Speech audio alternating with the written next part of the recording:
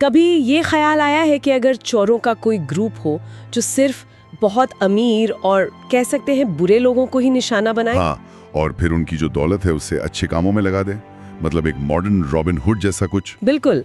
तो आज हम ऐसे ही एक फिल्म पर थोड़ी गहराई से बात करने वाले हैं। 2021 की फिल्म है, काफी stylish action heist film the misfits.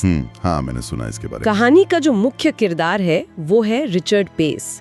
एक शातिर इंटरनेशनल चोर है, काम में माहिर पर थोड़ा बदनाम। हाँ, काबिल तो है पर रिकॉर्ड जरा खराब है।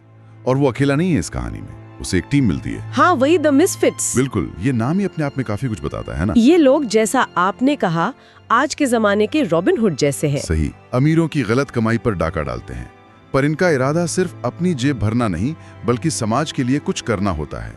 ये चीज इसे बाकी हीस्ट फिल्मों से थोड़ी अलग करती है, मतलब वो नैतिक एंगल लाती है। अच्छा, तो इस बार इनका निशाना कौन है, कोई खास? हाँ, इस बार टारगेट बड़ा है। एक अरबपति व्यवसायी है, रिंगो नाम का। Ringo, okay. और कहा जाता है कि इसने अरबों डॉलर बनाए हैं, वो भी पूरी तरह से गैर कानूनी तरीकों से। और ये पैसा रखा कहाँ है? ये दिलचस्प होगा जानना। हाँ, यही तो असली पेच है। उसने अपना सारा पैसा दुनिया की सबसे सुरक्षित जगहों में से एक में छुपाया है, एक हाई सिक्योरिटी जेल के अंदर बनी तिजोरी में। क्या? जेल के अंदर तिजोरी? मतलब जेल तोड़नी पड़ेगी? बिल्कुल। सोचिए कितना मुश्किल मिशन होगा ये, जेल में घुसना और फिर वहां से पैसा निकालना। तो फिर ये मिसफिट्स टीम, ये लोग कैसे करेंगे ये सब? क्या खासियत है इनकी? देखिए, इस टीम की सबसे बड़ी ताकत ही उनकी विविधता है।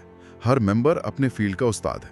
अच्छा। जैसे कि कोई टेक्नोलॉजी का जादूगर है, मतलब कोई भी सिक्योरिटी सिस्टम तोड़ दे। कोई लड़ने में माहिर है जो मुश्किल सिचुएशन में बचाता है। और कोई है जो पूरी योजना बनाता है, मतलब पूरे ऑपरेशन का मास्टरमाइंड।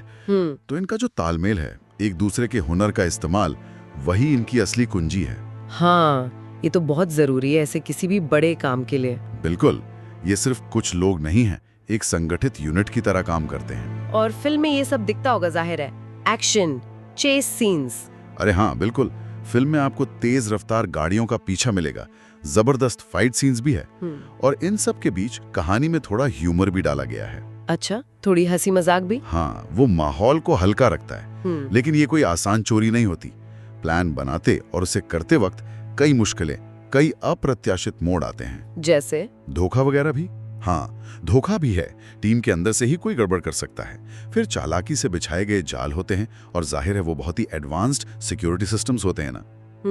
उनसे निपटना अपने आप में एक चैलेंज होगा। तो ये सारी चीजें मिलकर दर्शकों को स्क्रीन से बांधे रखती हैं, सस्पेंस बना रहता है। हाँ, लेकिन जो बात इससे शायद सबसे ज्यादा दिलचस्प बनाती है वो इनका मकसद है ना, जैसा आपने शुरू में कहा।